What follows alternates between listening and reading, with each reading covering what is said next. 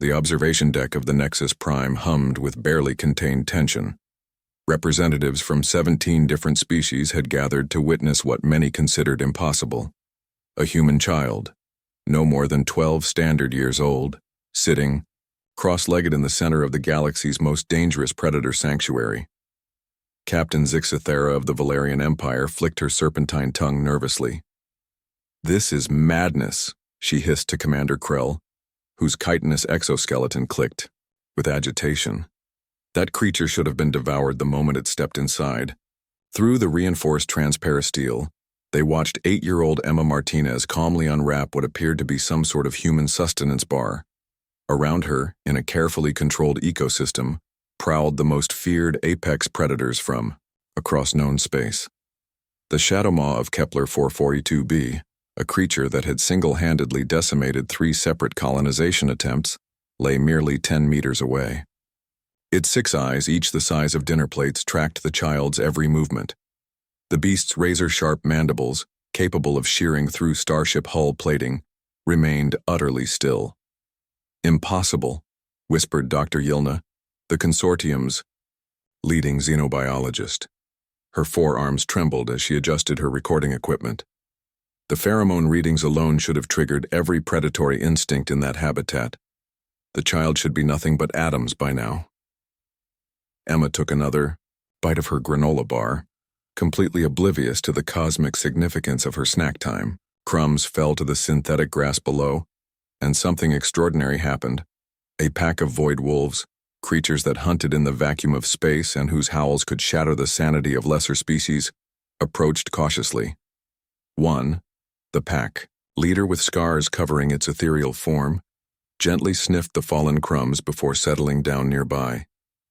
"By the ancient codes," breathed Elder Morthen of the Psychic Collective, his mental tendrils recoiling in shock. "I cannot penetrate the child's thoughts. There's something other about human consciousness." The display continued as Emma finished her snack and pulled out a small device, what humans called a tablet. She began playing some sort of primitive entertainment program, the sounds barely audible through the habitat's speakers. Yet every predator in the enclosure seemed drawn to the soft musical tones and colorful lights. A crystalline devourer, a living mineral formation that consumed entire asteroid belts, extended one of its geometric appendages toward the tablet's glow. The creature, which had never shown interest in anything beyond raw materials, seemed almost curious. "Status report," Admiral Korath demanded, his forearms crossed in a gesture of barely controlled fury. The military leader of the Galactic Defense Force had opposed this demonstration from the beginning. "How are the containment fields?" "Holding." "That's just it, sir," replied the technician, her voice hollow with disbelief. "The containment fields have been deactivated for the past hour." The observation deck fell silent except for the hum of life support systems. Every eye, optical sensor, and telepathic probe focused on the impossible scene below. Emma looked up from her tablet and seemed to notice the predators for the first time. Instead of terror, her face lit up with the kind of joy only children could express. She waved at the nearest creature, a thorned nightmare whose very existence violated several laws of physics and said something the translators couldn't quite catch. "Enhancement protocols now," barked Dr. Yilna. The speakers crackled to life and Emma's voice filled the observation deck. "Hi there, are you guys hungry? I've got more snacks if you want some." She reached into her small backpack and withdrew several more nutrition bars. Without hesitation, she tore them open and scattered the contents around her immediate area. The galaxy's most dangerous predators approached like domesticated pets seeking treats. Commander Krell's mandibles clicked frantically. "This violates every law of evolutionary biology. Predators don't respond to prey species with affection, unless," Elder Morthen said slowly, his mental voice reaching every conscious being on the deck. "They don't recognize humans as prey." The implications hit everyone simultaneously. If these apex predators, creatures honed by millions of years of evolution to kill and consume, didn't view humans as food sources, then what did they see?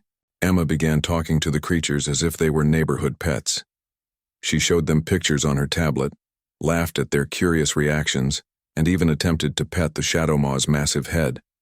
The creature, which had destroyed 3 military cruisers just last year, purred like a cosmic kitten. "Genetic analysis immediately," ordered Admiral Korath. "I want to know what makes humans different from every other sapient species in the galaxy." As the scientists scrambled to initiate scans, Emma did something that would be remembered in galactic history texts for millennia to come. She fell asleep, using the Shadow Maw's massive form as a pillow while surrounded by creatures that could have obliterated small moons. The predators formed a protective circle around the sleeping child. Not one moved to harm her. Instead, they seemed to be guarding her. "My Emperor," Captain Zixithera whispered into her communicator, "I believe we've been approaching the human question from entirely the wrong perspective. We've been asking why they're so dangerous to us." She paused, watching a void wolf gently adjust Emma's position for better comfort. "Perhaps we should have been asking why we're not dangerous to them." In the depths of space, as Emma dreamed, peacefully among the galaxy's apex predators, the greatest military minds of 17 civilizations began to reconsider everything they thought they knew about humanity's place in the cosmic food chain. The child ate snacks. The predators watched, and the galaxy would never be the same.